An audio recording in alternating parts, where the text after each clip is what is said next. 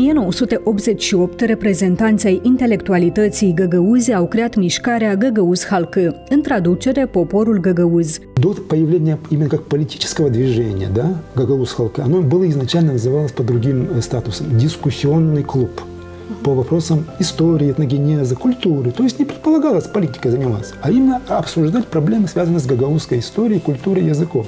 И действительно, поначалу было так, но потом постепенно перерос в политическое русло.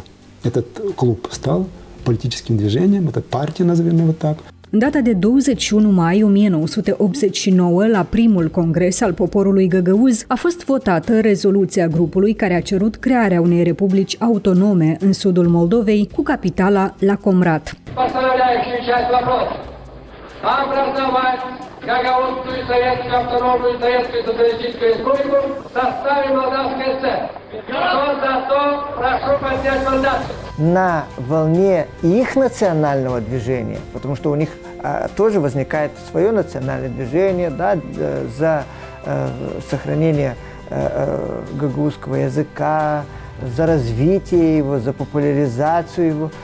Гагаузы в этом видят гарантию сохранения своей идентичности. În data de 19 august 1990, grupul condus de Stepan Topal a proclamat Găgăuzia ca republică autonomă din cadrul URSS.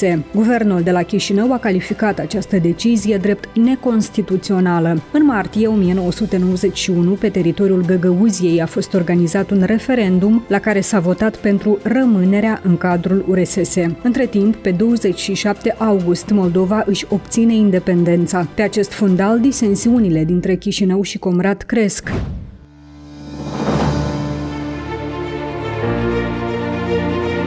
După un proces lung de negocieri cu implicarea mai multor actori naționali și internaționali, precum liderul Turciei, cu mai multe compromisuri din ambele părți, Comratul acceptă revenirea comunității găgăuze cu statut special în câmpul constituțional al Republicii Moldova.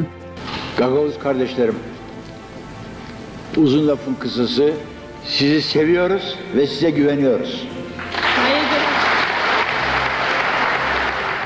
Статус Гагаузии, который будет рассмотрен парламентом, открывает широкие возможности самоуправления в рамках свободной, независимой, целостной Молдовы. În data de 23 decembrie 1994, legislativul de la Chișinău a adoptat legea privind statutul juridic special al Găgăuziei, însemnând unitatea țării cu garantarea unor drepturi autonome de autogestiune. Появление Гагаузии как таковой – это не только великое событие для гагаузов нашего региона, но это был и великий бонус для всей нашей республики Молдова.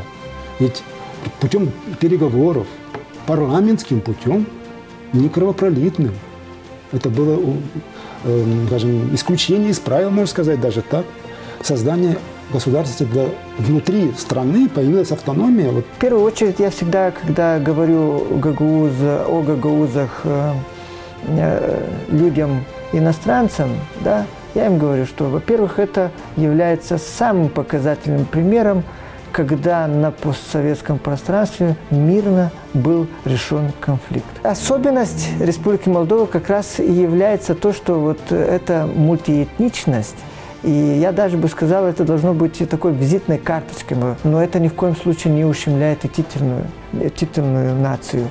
Astăzi, Găgăuzia este o unitate teritorială autonomă cu un statut special care, fiind o formă de autodeterminare a găgăuzilor, este parte componentă a Republicii Moldova. Are 3 limbi oficiale. Multe organizații europene de apărare a drepturilor omului, dar și istoricii, consideră UTA Găgăuzia drept model de succes pentru rezolvarea conflictelor etnice.